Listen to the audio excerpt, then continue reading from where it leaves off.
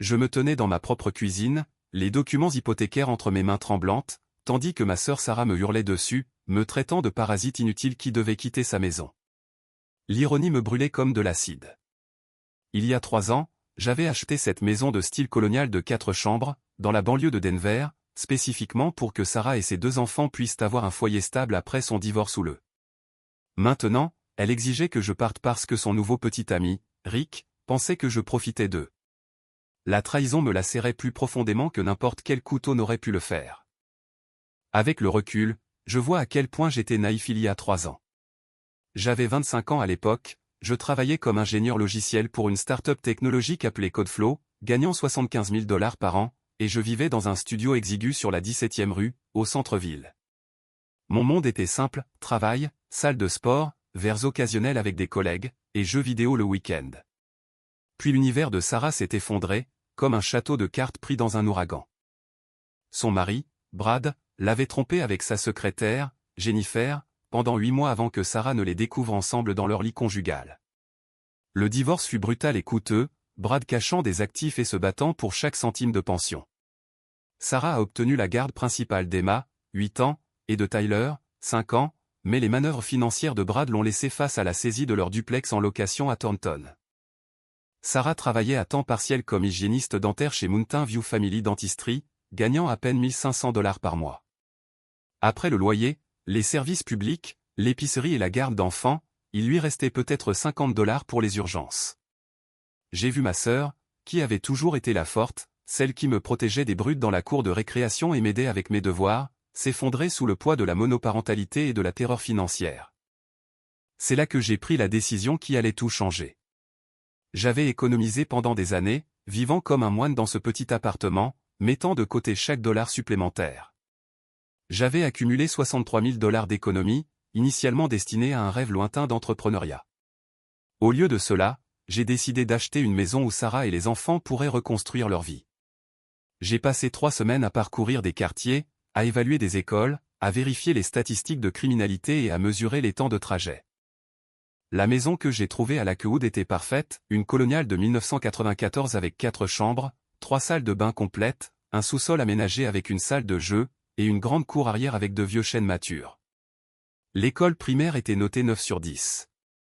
Le collège avait d'excellents programmes, et Sarah pouvait atteindre son travail en 25 minutes. Le prix d'achat était de 285 000 $. J'ai versé 60 000 $ d'acompte et contracté une hypothèque sur 30 ans, à un taux d'intérêt de 4,2%. Mon paiement mensuel était de 1 347 $, plus 260 $ de taxes foncières mensuelles, 115 $ d'assurance habitation et 250 $ de services publics en moyenne. Je m'approchais de 2 000 $ de dépenses mensuelles. J'ai présenté le plan à Sarah avec enthousiasme, m'attendant à de la gratitude et du soulagement. L'arrangement semblait raisonnable. Elle contribuerait à hauteur de 500 $ par mois pour les services publics et l'épicerie, ce qui représentait moins de la moitié de ce qu'elle payait en loyer. Je prendrais en charge l'hypothèque, les taxes foncières, l'assurance et les principales dépenses ménagères. Sarah aiderait à cuisiner et à nettoyer, créant ainsi un environnement familial qui profiterait à tous. La première année a été tout ce que j'avais espéré.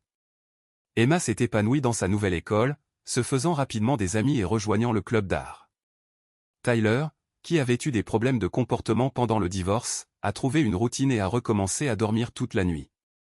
Sarah semblait être elle-même à nouveau, riant lors des dîners de famille et sortant même occasionnellement. Sarah cuisinait des repas incroyables, transformant notre salle à manger en un lieu où nous partagions les histoires de nos journées. Elle m'a aidé à organiser mon bureau à domicile, mettant en place des systèmes de classement et décorant même avec des plantes et des photos de famille. Nous avions établi des routines, crêpes le samedi matin, football le dimanche après-midi, tâches ménagères partagées qui semblaient naturelles plutôt que fastidieuses. Mais, progressivement, et puis soudainement, les choses ont commencé à changer. Sarah a commencé à traiter la maison comme étant entièrement son domaine. Elle invitait ses amis du club de lecture sans m'en parler, réorganisant les meubles pour accueillir leurs réunions. Elle a peint la chambre d'Emma en violet vif et celle de Tyler avec des peintures murales de super-héros. Ces 2 projets, réalisés pendant que j'étais au travail, étaient présentés comme d'heureuses surprises à mon retour à la maison. Lorsque j'ai gentiment mentionné que les changements majeurs devaient être discutés, puisque c'était légalement ma maison, Sarah s'en moquait avec des commentaires comme « Allons, Jonas. Les familles ne comptent pas les points. Ou, ce n'est pas comme si tu allais nous mettre dehors pour des couleurs de peinture. Son ton était léger, mais il y avait une agressivité que je n'avais jamais entendue auparavant. La transformation s'est accélérée lorsque Sarah a rencontré Rick chez un concessionnaire automobile, où elle faisait réparer sa transmission. Elle est rentrée chez elle radieuse, parlant de cet homme charmant qui lui avait fait une excellente affaire et lui avait demandé son numéro. En moins de 2 semaines, ils étaient inséparables. C'est là que Sarah a commencé à réécrire complètement notre histoire. Je l'ai surprise au téléphone avec son amie Janet, décrivant comment elle aidait son jeune frère en difficulté à se remettre sur pied en le laissant vivre dans sa maison. Elle a dit à Janet que j'avais des difficultés financières et qu'elle me fournissait un logement stable pendant que je réglais mes problèmes. Le mensonge était si audacieux, si complètement opposé à la réalité, que j'ai d'abord cru avoir mal entendu. Mais, au cours des semaines suivantes, j'ai entendu des variantes de la même histoire. Sarah a dit à ses collègues qu'elle me soutenait financièrement. Elle a dit aux enseignants des enfants que leur oncle traversait une mauvaise passe et vivait temporairement avec eux. Elle a même dit au facteur qu'elle était la propriétaire et que j'étais son frère qui restait chez elle. La trahison m'a frappé comme un coup physique. Sarah avait pris ma générosité, mon sacrifice, ma décision d'assurer la stabilité de sa famille, et l'avait tordue en un récit où elle était la sœur généreuse aidant son frère bon à rien. La femme pour qui j'avais acheté une maison prétendait maintenant en être la propriétaire, et me dépeignait comme un cas de charité.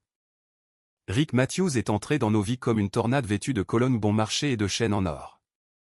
Il avait 42 ans, mesurait 1,80 m, avec des cheveux bruns gominés, un bouc qui aurait besoin d'être taillé, et le genre d'assurance qui criait « vendeur de voitures d'occasion ». Il portait des chemises habillées brillantes, avec trop de boutons d'effet, révélant une épaisse chaîne en or qui captait la lumière à chacun de ses mouvements. Dès la première fois que Rick a mis les pieds dans ma maison, il s'est comporté comme s'il était chez lui. Il entrait sans frapper, se dirigeait directement vers le réfrigérateur et se servait de tout aliment qui attirait son attention. Lorsque je me suis présenté comme Jonas, le propriétaire, Rick m'a serré la main avec condescendance et a dit « Ravi de te rencontrer, mec. » Sarah m'a tout dit sur ta situation. Ma situation ? Comme si j'étais un parent à problème qui avait besoin d'être géré. La présence de Rick est devenue constante et invasive. Il a commencé à passer toutes les nuits à la maison, laissant ses bottes de construction près de la porte d'entrée, ses cigarettes sur le comptoir de la cuisine, et sa veste en cuir drapée sur les chaises de ma salle à manger. Son pick-up, un Ford rouge surélevé avec des pneus surdimensionnés et des accessoires chromés, dominait mon allée, m'obligeant à me garer dans la rue. La guerre psychologique a commencé immédiatement. Rick utilisait mes comptes de streaming sans permission, changeant mes profils Netflix et gâchant mes recommandations. Il prenait des douches de 45 minutes, consommant toute l'eau chaude avant ma routine matinale. Lorsque j'ai mentionné ces problèmes à Sarah, elle le défendait avec des commentaires comme « Il est juste en train de se mettre à l'aise » ou « Tu dois être plus accueillant envers mon bonheur ». La façon dont Rick me traitait est devenue de plus en plus irrespectueuse. Il interrompait les conversations, parlait par-dessus moi pendant le dîner, et faisait des blagues à mes dépens qui laissaient tout le monde rire, sauf moi. Il a commencé à me donner des conseils non sollicités sur ma carrière, suggérant que je gaspillais mon potentiel dans la technologie et que je devrais envisager un vrai travail, comme la construction ou la vente. La situation a dégénéré lorsque Rick a commencé à inviter ses amis pour des soirées poker tous les jeudis. Ce n'étaient pas de tranquilles parties de cartes. C'étaient des rassemblements bruyants, remplis de fumée, qui duraient jusqu'à 2 heures du matin. Les amis de Rick, des types nommés Dal et Bobby, avec des chaînes en or et des attitudes similaires, se garaient sur ma pelouse, laissaient des canettes de bière partout dans la maison et me traitaient comme un employé lorsqu'ils avaient besoin de boissons fraîches ou de collation. Lorsque je me suis opposé aux soirées poker, Rick a suggéré que j'étais asocial et que j'empêchais Sarah d'avoir une relation normale.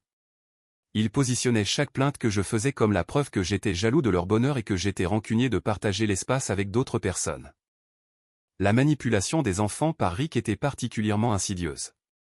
Il achetait à Emma des fournitures artistiques coûteuses et à Tyler des jeux vidéo, se positionnant toujours comme le fournisseur généreux, tout en faisant des commentaires subtils sur la façon dont l'oncle Jonas était trop concentré sur son travail pour penser à ce que les enfants voulaient vraiment. Il a appris à Tyler à jouer au football dans le jardin, chose que j'avais prévu de faire mais pour laquelle je n'avais pas eu le temps, puis il a commenté que les garçons avaient besoin de modèles masculins forts. Le point de rupture est survenu lorsque j'ai découvert que Rick avait donné à Emma et Tyler une clé de son appartement, leur disant qu'il pouvait venir quand il voulait s'éloigner du stress à la maison. Lorsque j'ai demandé à quel stress il faisait référence, Rick a affirmé que les enfants lui avaient dit qu'ils se sentaient mal à l'aise avec la tension que je créais en n'acceptant pas leur nouvelle dynamique familiale. 3 mois après l'arrivée de Rick, j'ai surpris une conversation téléphonique qui a tout changé. Je travaillais tard dans mon bureau à domicile lorsque Rick est sorti sur le patio arrière pour prendre un appel, pensant apparemment que j'étais déjà couché. Sa voix portait clairement à travers la fenêtre de mon bureau. « Oui, mec. » « J'ai compris », disait Rick à quelqu'un. Le petit geek est en fait propriétaire de tout l'endroit. Sarah ne savait pas de quoi elle parlait quand elle disait que c'était sa maison. Mais voici le truc, cela fonctionne encore mieux pour nous. Mon sang s'est glacé en écoutant la voix de Rick prendre un ton calculateur que je n'avais jamais entendu auparavant. Pense-y, Tommy. Ce type est tellement désespéré de rendre sa sœur heureuse qu'il fera tout pour éviter les drames familiaux. Je parie que je peux manipuler cette situation pour qu'il cède l'endroit à Sarah, pour le bien des enfants. Ensuite, nous aurons une maison gratuite dans un beau quartier, valant probablement 300 000 $ facilement. Rick a continué à exposer son plan avec une précision professionnelle. Il prévoyait de rendre ma vie si misérable que je finirais par craquer sous la pression. Il créerait des situations qui me feraient paraître instables ou déraisonnables, montrait Sarah et les enfants contre moi, et me présenterait finalement un ultimatum, céder la maison, ou regarder mes relations familiales imploser. La sœur est déjà complètement de mon côté, c'est vanté Rick. Elle croit chaque mot que je dis sur son frère étant jaloux et possessif. Je l'ai convaincu qu'il est le problème dans leur dynamique familiale. Donne-moi encore quelques mois, et je l'aurai prête à choisir entre lui et moi. Et quand elle me choisira, le petit Jonas remettra cet acte de propriété juste pour maintenir la paix. J'ai réalisé avec horreur que je n'avais plus affaire à un petit ami irrespectueux. Rick était un prédateur qui avait identifié une opportunité et travaillait systématiquement à voler ma maison par manipulation psychologique et guerre émotionnelle. La sœur pour qui j'avais tout sacrifié était en train d'être transformée en une arme contre moi, par un homme qui nous considérait tous deux comme des victimes dans une escroquerie élaborée. La campagne de Rick contre moi est devenue systématique et incessante, comme une opération militaire conçue pour briser ma résistance par une pression psychologique constante. Il comprenait qu'une confrontation directe exposerait sa vraie nature à Sarah. Alors, à la place, il employait une guerre subtile qui me faisait paraître paranoïaque et déraisonnable chaque fois que j'essayais d'expliquer ce qui se passait. Le jeu de la nourriture a commencé petit, mais est devenu de plus en plus exaspérant. Rick mangeait mes restes soigneusement étiquetés de déjeuner de travail, laissant toujours juste assez pour que cela ait l'air accidentel. Lorsque je l'ai confronté, il s'excusait profusément, affirmant qu'il pensait que la nourriture était pour tout le monde et proposant de la remplacer. Mais le remplacement n'arrivait jamais, et le schéma continuait chaque semaine. Rick a commencé à utiliser mes effets personnels sans permission, traitant mon bureau à domicile comme son espace de travail personnel. Je rentrais à la maison pour le trouver en train d'utiliser mon ordinateur portable, affirmant que Sarah avait dit que c'était bon parce qu'il devait vérifier rapidement quelque chose pour le travail. Il ajustait ma chaise de bureau, déplaçait mes papiers et laissait des empreintes de doigts graisseuses sur mon écran. Lorsque j'ai installé un mot de passe sur mon ordinateur, Rick s'est plaint à Sarah que j'étais territorial et bizarre à propos du partage des ressources. La guerre de la privation de sommeil était particulièrement efficace. Rick et Sarah avaient des disputes passionnées tard le soir, toujours positionnés juste devant la porte de ma chambre. Ces disputes impliquaient des voix fortes, des portes qui claquaient, et des réconciliations dramatiques qui duraient jusqu'à 3 heures du matin. Lorsque je mentionnais être tenu éveillé, Rick prétendait que Sarah et lui réglaient simplement des problèmes relationnels et suggérait que je manquais de sympathie pour leurs besoins émotionnels. Les accidents de Rick ont augmenté en valeur et en signification personnelle.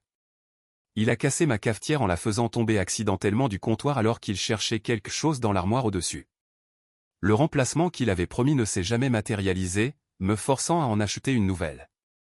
Ensuite, ce fut une photographie encadrée de notre défunt père, renversée lors d'un des gestes enthousiastes de Rick racontant une histoire. Le verre s'est brisé, rayant la photo irremplaçable qui se trouvait en dessous. La destruction de mon casque anti-bruit coûteux fut l'acte le plus cruel. Rick a affirmé qu'il essayait de les déplacer dans un endroit plus sûr quand ils sont tombés et se sont cassés. Ce casque était essentiel pour mon travail de développement logiciel, me permettant de me concentrer dans notre foyer de plus en plus chaotique. Sans lui, ma productivité a chuté, créant un stress à mon travail que Rick semblait prendre plaisir à observer. La manipulation d'Emma et de Tyler par Rick était déchirante à observer. Il prenait les enfants à part pour des conversations privées, au cours desquelles il semait le doute sur leur situation de logement. Il a dit à Emma que l'oncle Jonas prévoyait des changements qui pourraient affecter leur famille, la rendant anxieuse et collante avec Sarah. Il a convaincu Tyler que j'étais en colère contre lui pour être trop bruyant, ce qui a fait que mon neveu m'évitait complètement. Le changement de comportement des enfants à mon égard était dévastateur.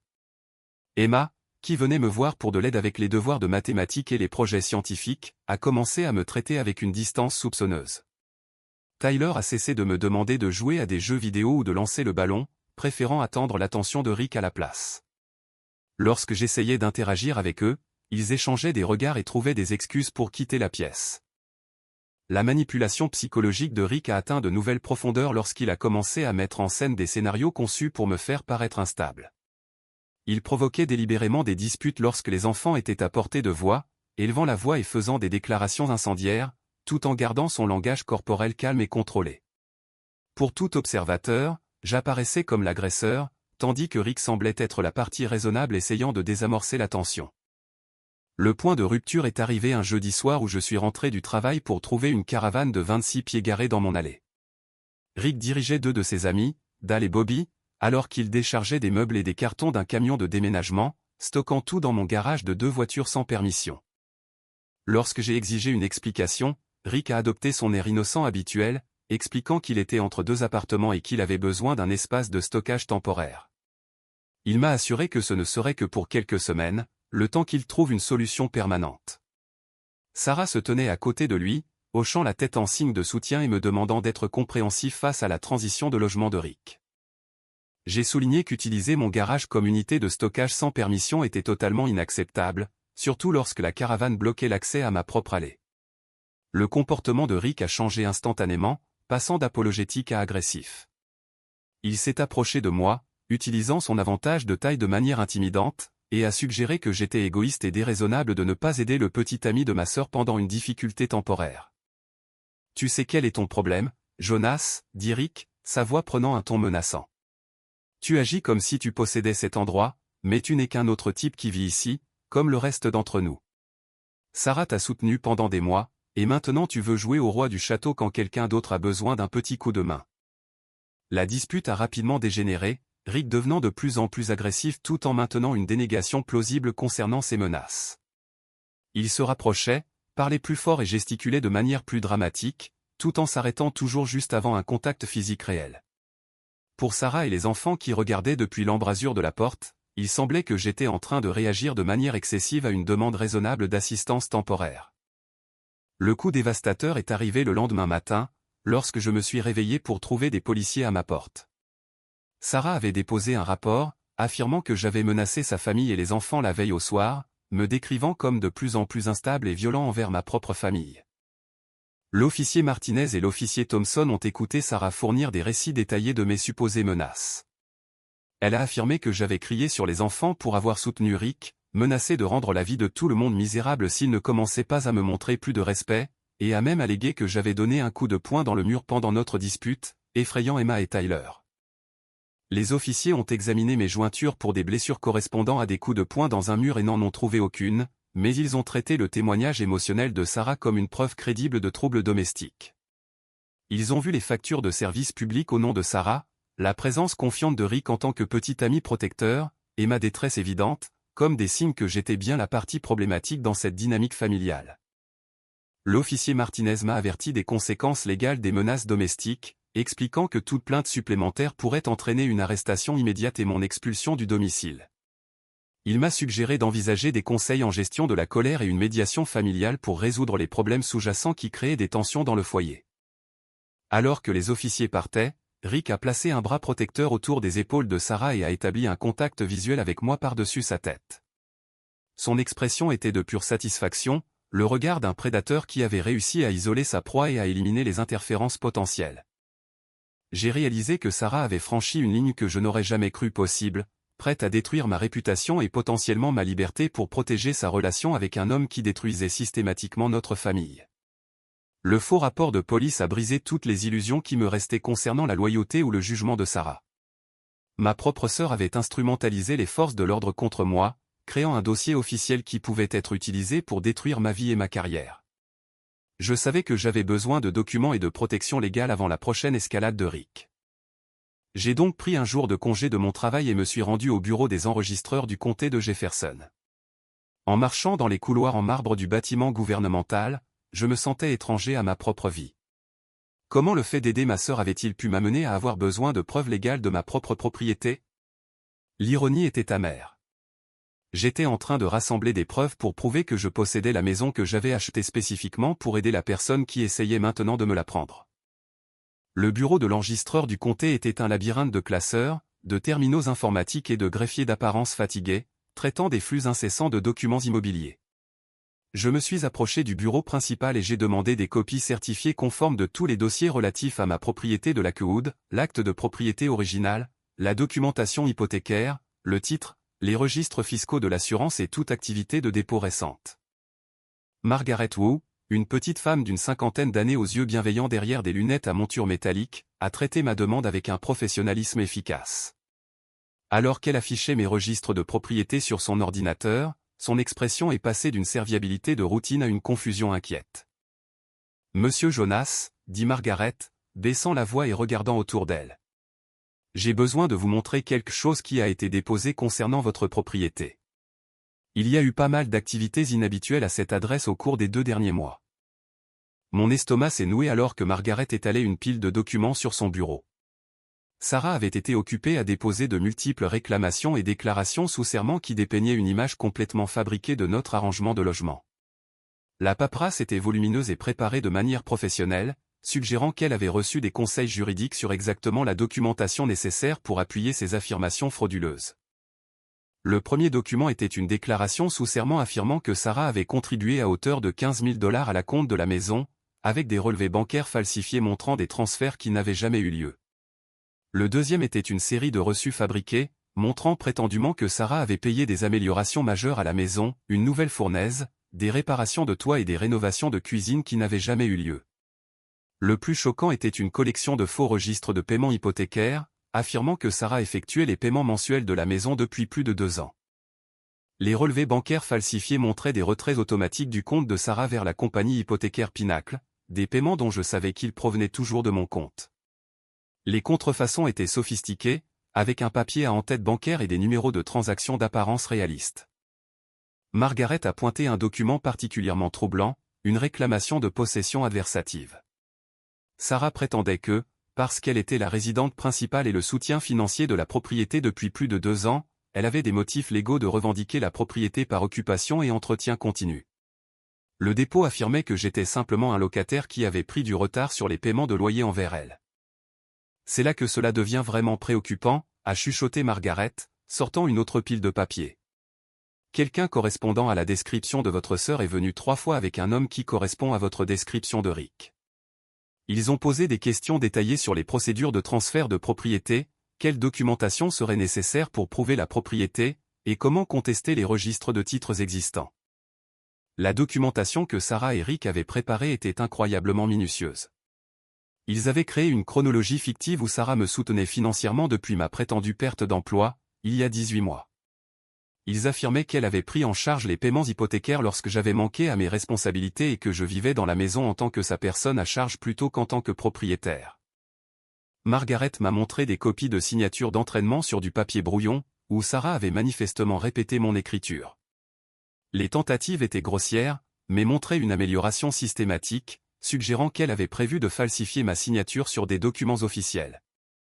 La découverte la plus effrayante était un acte de cession complété mais non notarié, transférant la propriété de moi à Sarah, avec une version falsifiée de ma signature déjà en place. Si vous n'étiez pas venu quand vous l'avez fait, a expliqué Margaret, ces documents frauduleux auraient pu créer suffisamment de confusion pour immobiliser votre propriété dans des litiges juridiques pendant des années.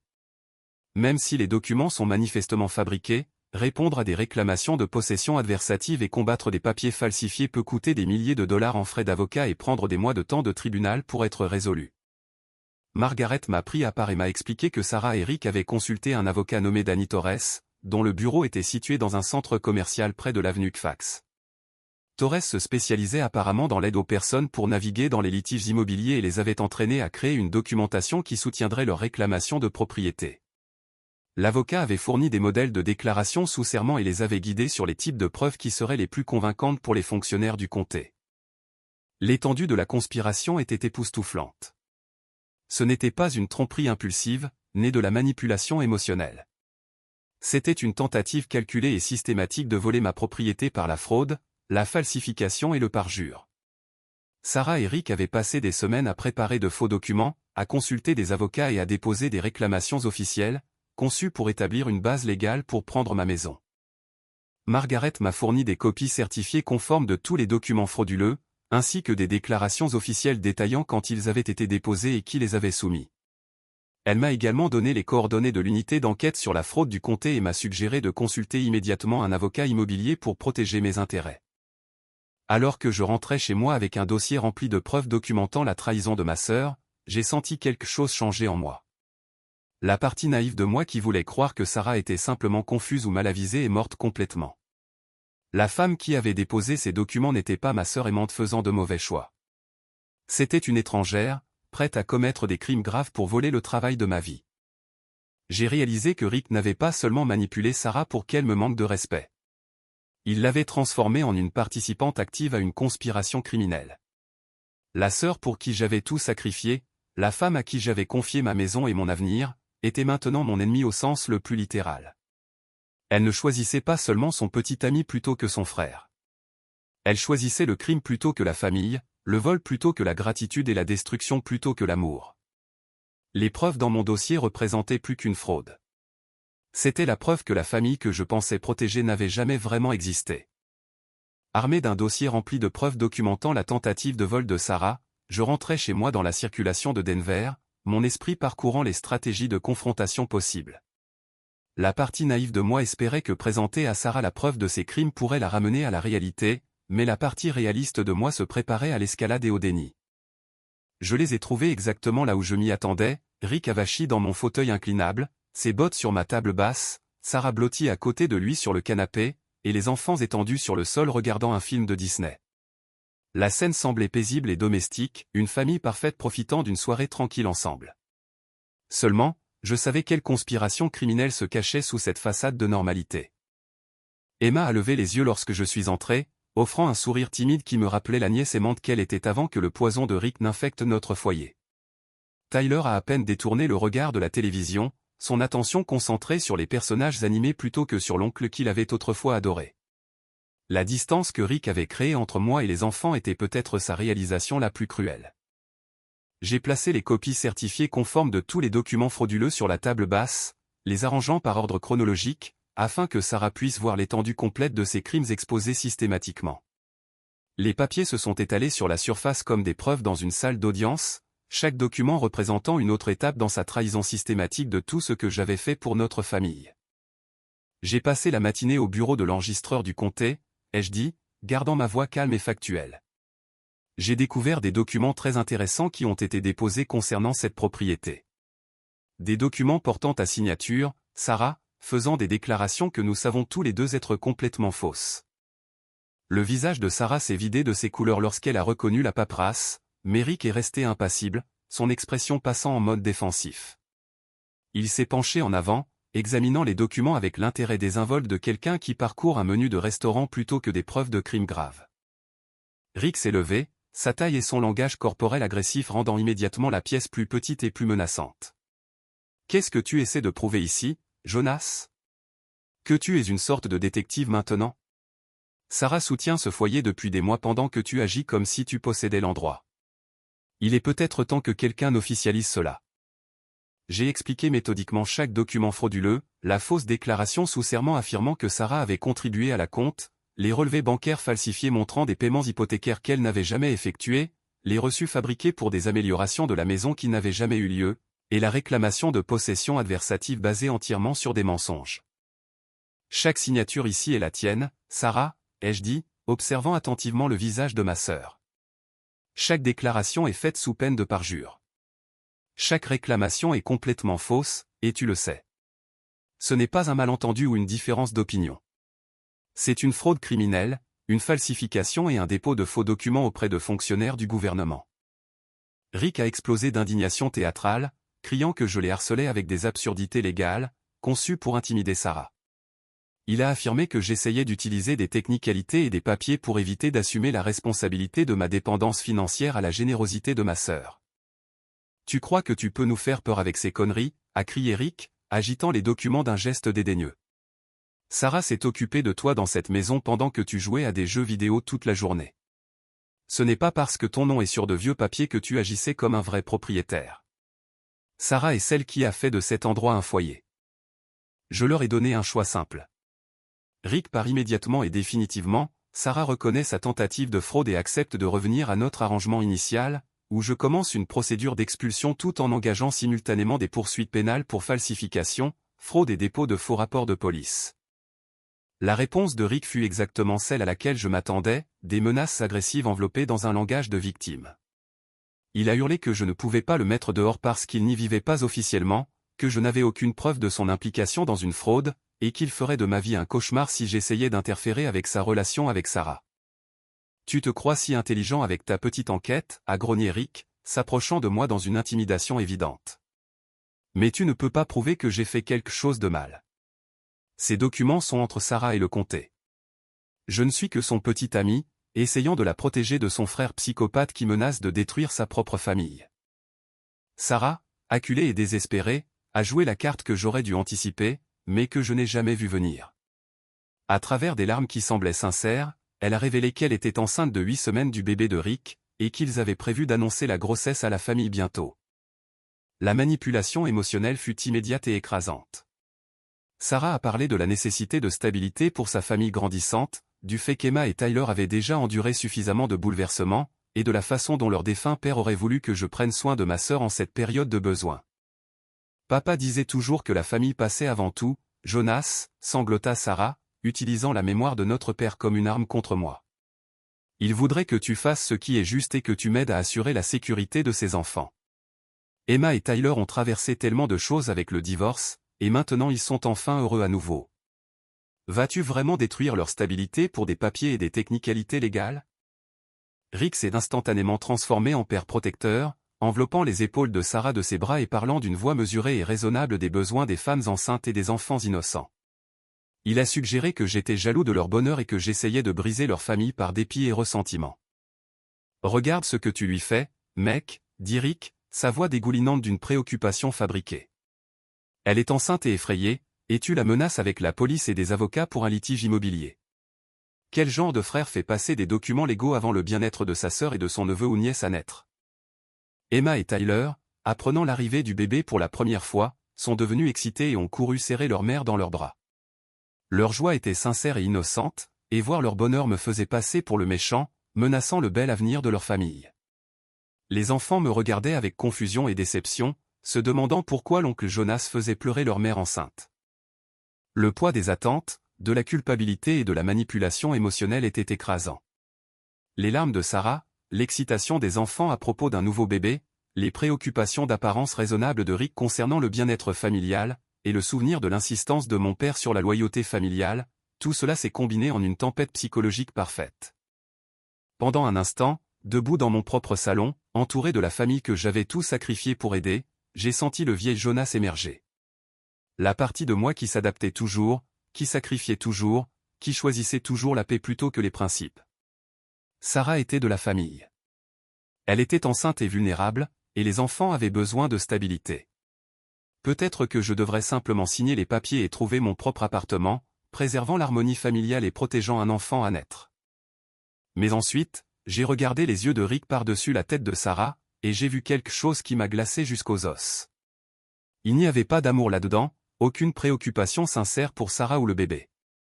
Il n'y avait que la satisfaction froide, le regard d'un prédateur qui avait réussi à manipuler sa proie dans un coin. Rick ne protégeait pas une femme enceinte vulnérable.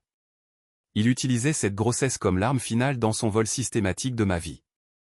J'ai réalisé que céder maintenant ne protégerait pas Sarah ni les enfants. Cela permettrait les abus continus de Rick et garantirait que ce schéma se répéterait avec sa prochaine victime. Parfois, protéger la famille signifie fixer des limites, même lorsque ces limites semblent cruelles. Parfois, l'amour exige de dire non, surtout lorsque quelqu'un que vous aimez est manipulé pour se détruire. J'ai regardé ma sœur enceinte, entourée de ses enfants et de l'homme qui l'a manipulée pour qu'elle détruise son propre frère, et j'ai senti quelque chose de fondamental changer en moi. Le vieil Jonas, celui qui s'adaptait toujours et sacrifiait pour l'harmonie familiale, est mort à ce moment-là. Ce qui l'a remplacé était quelqu'un qui comprenait que le véritable amour exige parfois une vérité douloureuse, plutôt que des mensonges confortables. Au lieu de répondre à leur manipulation émotionnelle, j'ai fouillé dans ma poche et j'ai placé mon téléphone sur la table basse, leur montrant clairement qu'il enregistrait toute notre conversation. L'indicateur d'enregistrement rouge brillait comme un voyant d'avertissement, capturant les menaces de Rick, l'aveu de fraude de Sarah et leur tentative coordonnée de me faire pression pour que je cède ma propriété, en utilisant la culpabilité et une crise fabriquée. Tout ce que vous avez dit ce soir est maintenant documenté, ai-je dit calmement. Les menaces de Rick de faire de ma vie un cauchemar. L'aveu de Sarah qu'elle a déposé de faux documents, et votre tentative conjointe de me manipuler pour que je cède ma maison en utilisant un enfant à naître comme levier émotionnel. Mais je n'avais pas fini. Au cours de la semaine écoulée, depuis la découverte de la fraude de Sarah, j'avais mené ma propre enquête. L'enquêteur privé que j'avais engagé, Carol Henderson, était une ancienne détective de police spécialisée dans les vérifications d'antécédents et les enquêtes sur la fraude. Ce qu'elle avait découvert sur Rick était suffisamment dévastateur pour le détruire complètement. J'ai ouvert mon ordinateur portable et je l'ai tourné vers eux, affichant un rapport complet que Carol avait compilé sur la véritable identité et le casier judiciaire de Rick. L'homme assis dans mon salon n'était pas celui qu'il prétendait être, et sa relation avec Sarah n'était que la dernière itération d'un schéma criminel rodé. Richard Kowalski, ai-je dit, regardant l'expression confiante de Rick s'effondrer alors que son vrai nom remplissait l'écran. C'est ton vrai nom, n'est-ce pas, Rick? Pas Rick Matthews, comme tu l'as dit à Sarah. Richard Kowalski, 43 ans, avec un mandat d'arrêt actif en Arizona pour violation de libération conditionnelle concernant des accusations de fraude. L'enquête de Carol avait découvert toute l'entreprise criminelle de Rick. Il y a 3 ans à Phoenix, il avait convaincu sa petite amie, Maria Santos, d'hypothéquer sa maison pour un supposé investissement commercial, puis avait disparu avec 87 000 $, la laissant face à une saisie. Avant cela, il avait mené une escroquerie à Albuquerque où il emménageait avec des mères célibataires vulnérables, les convainquait de l'ajouter au titre de propriété, puis utilisait l'intimidation et la manipulation légale pour les forcer à quitter leur propre maison. Le schéma était identique chez 4 femmes différentes, dans 3 États différents. Rick identifiait des mères célibataires avec une stabilité de logement ou un soutien financier familial, emménageait rapidement, les isolait systématiquement des membres de la famille protecteur, créait de faux documents pour établir des droits de propriété, puis volait de l'argent par le biais de prêts frauduleux ou manipulait ses victimes pour qu'elles lui cèdent des actifs. Chaque femme pensait qu'elle était spéciale, ai-je poursuivi, observant le visage de Sarah alors que la vérité s'imprégnait. Chaque femme pensait que Rick l'aimait et voulait construire un avenir ensemble. Chaque femme était enceinte ou avait de jeunes enfants que Rick utilisait comme armes émotionnelles pour les empêcher de réfléchir clairement à ses exigences. J'ai diffusé des enregistrements audio que Carol avait obtenus auprès des victimes précédentes de Rick, des femmes qui parlaient exactement comme Sarah, racontant des histoires identiques. Maria Santos décrivait comment Rick l'avait convaincue d'hypothéquer sa maison pour leur avenir commun. Jennifer Walsh expliquait comment Rick l'avait montée contre son frère protecteur qui avait essayé de la mettre en garde contre cette relation. Lisa Chen détaillait comment Rick avait utilisé sa grossesse pour la faire céder, en la pressant de signer des documents financiers. La révélation de la grossesse, que Sarah pensait sceller leur relation, n'était qu'un autre outil de manipulation que Rick avait déjà utilisé. Les recherches de Carol montraient que Rick avait engendré des enfants avec 3 victimes précédentes, les abandonnant tous lorsque ses stratagèmes étaient révélés ou lorsque de meilleures opportunités se présentaient. Le visage de Sarah est passé de défiant à confus, puis à horrifié, lorsqu'elle a réalisé qu'elle n'était pas l'âme sœur ou la partenaire de vie de Rick. Elle n'était qu'une autre cible dans une escroquerie rodée. Le lien spécial qu'elle pensait partager, le lien unique qui l'avait rendue prête à trahir son propre frère, était en réalité une formule que Rick avait perfectionnée au fil des ans en victimisant des femmes vulnérables. J'ai montré à Sarah des messages textes que Carol avait récupérés des anciens numéros de téléphone de Rick, où il se vantait auprès d'amis de sa stratégie de « chasse à la maison ». Dans un message particulièrement accablant, Rick décrivait Sarah comme la cible parfaite, avec un frère niais qui signera probablement tout pour maintenir la paix familiale. Il se moquait de notre situation avec ses associés criminels tout en prétendant aimer ma sœur. La preuve la plus dévastatrice était un dossier que Carol avait trouvé dans l'appartement de Rick, lors d'une perquisition légale qu'elle avait organisée par l'intermédiaire de ses contacts policiers. Le dossier contenait des notes détaillées sur la situation financière de notre famille, des photographies de notre maison sous plusieurs angles, des copies de registres publics sur mon emploi et mon historique de crédit, et une chronologie planifiant la manipulation émotionnelle de Sarah. Rick avait calculé notre destruction dès l'instant où il avait rencontré Sarah. Les disputes, le manque de respect, les violations systématiques des limites, la manipulation des enfants, même la décision de mettre Sarah enceinte, étaient tous des mouvements stratégiques dans un vol planifié de ma propriété et la destruction de notre famille. Rick, voyant son identité et son plan soigneusement construit exposé, est devenu dangereux d'une manière dont je n'avais jamais été témoin. Il s'est jeté vers mon ordinateur portable, criant que je mentais et inventais des histoires pour détruire sa relation avec Sarah. Lorsque j'ai éloigné l'ordinateur de ses mains tendues, Rick a saisi une lourde lampe en verre sur la table d'appoint et l'a levée au-dessus de sa tête, menaçant de m'éclater le crâne si je ne supprimais pas tout immédiatement. « Tu te crois si intelligent, gamin d'université » a grogné Rick. Son masque était complètement tombé, révélant maintenant le criminel violent sous la façade charmante. « Tu n'as aucune idée à qui tu as affaire. J'ai détruit des gars plus coriaces que toi, et je t'enterrerai si profondément que ta propre sœur ne se souviendra pas de ton nom. » Cet acte final de violence, clairement capturé par l'enregistrement de mon téléphone, m'a donné tout ce dont j'avais besoin pour détruire Rick complètement. Mais plus important encore, il a montré à Sarah exactement qui elle avait choisi plutôt que sa propre famille. L'homme menaçant d'assassiner son frère alors que ses enfants regardaient était le même homme pour qui elle avait été prête à commettre des crimes, le père de son enfant à naître, la personne à qui elle avait confié son avenir et la sécurité de sa famille. Emma et Tyler se sont blottis derrière le canapé alors que Rick faisait rage, la lampe levée au-dessus de sa tête, voyant enfin le monstre contre lequel leur oncle essayait de les protéger depuis le début. Le lendemain matin, alors que Rick dormait encore pour se remettre de sa rage de la nuit précédente, j'ai mis en œuvre un plan qui mettrait fin à sa carrière criminelle de manière permanente.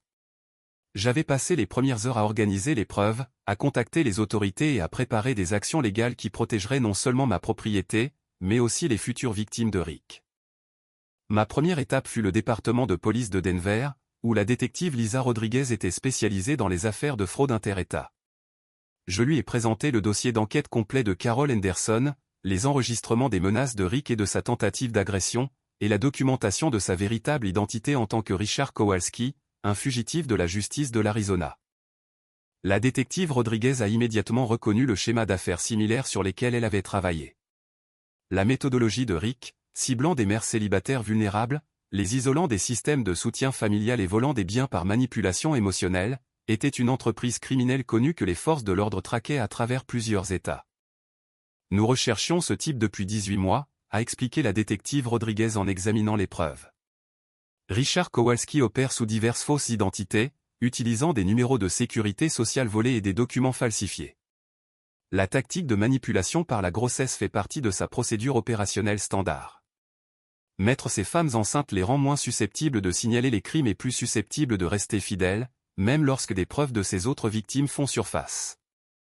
En moins de 2 heures, la détective Rodriguez avait coordonné avec les autorités de l'Arizona et émis un mandat d'arrêt contre Richard Kowalski en tant que fugitif de la justice. Le mandat comprenait des accusations de violation de la libération conditionnelle, de vol d'identité, de fraude et d'entreprise criminelle inter-État.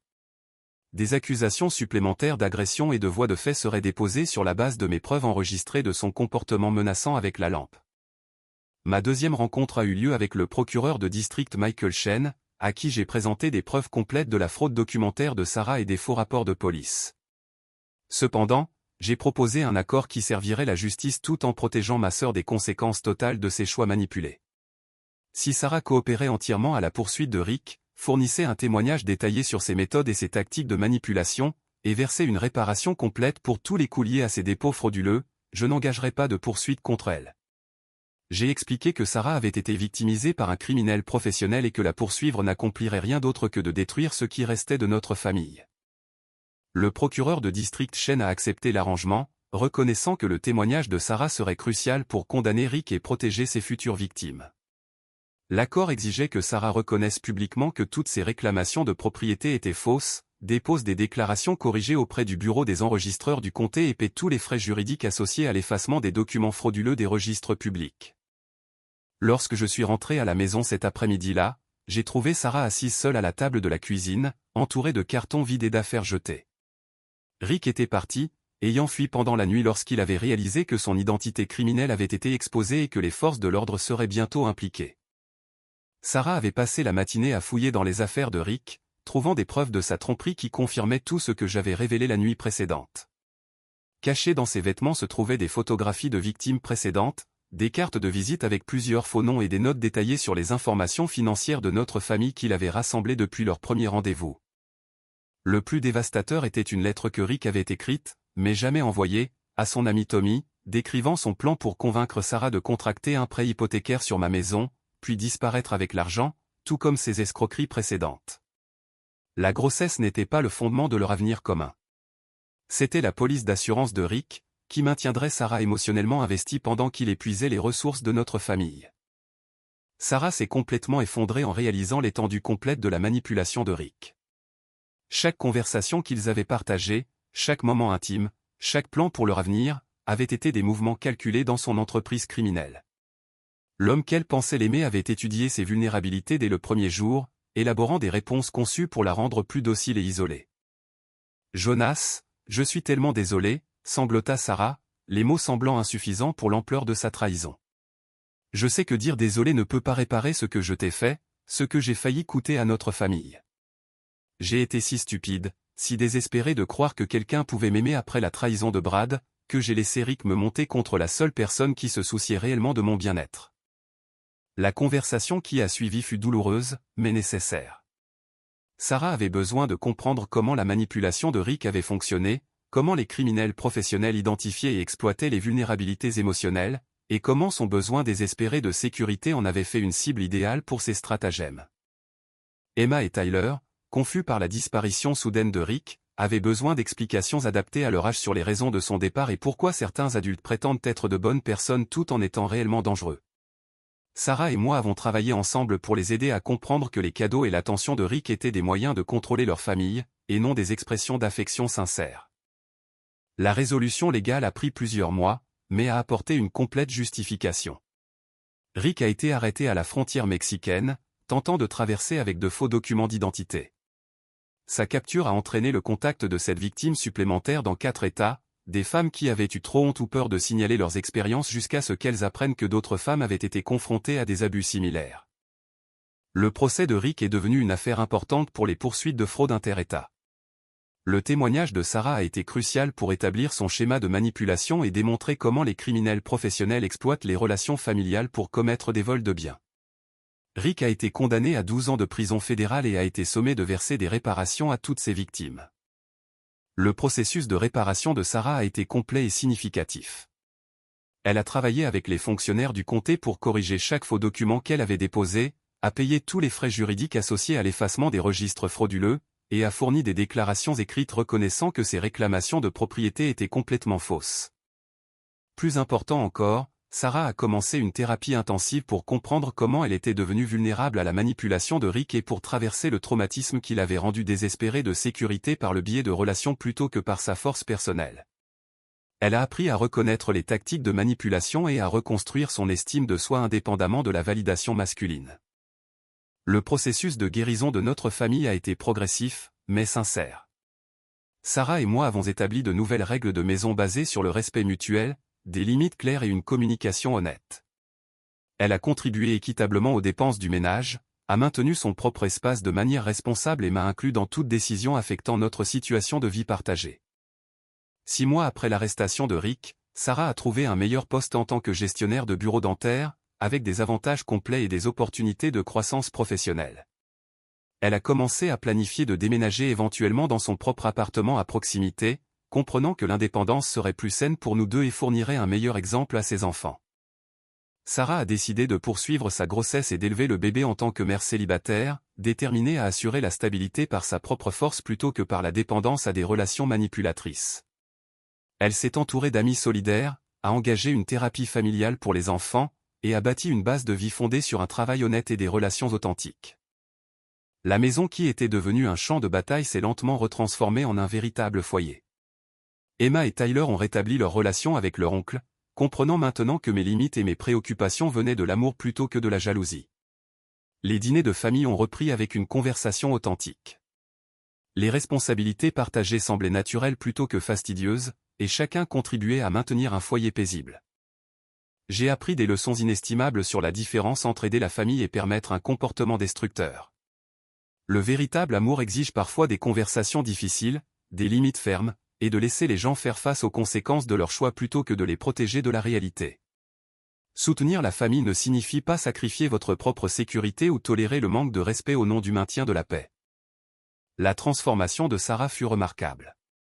Elle est passée d'une femme désespérée de validation externe à quelqu'un qui a trouvé sa force par l'intégrité personnelle et les relations honnêtes.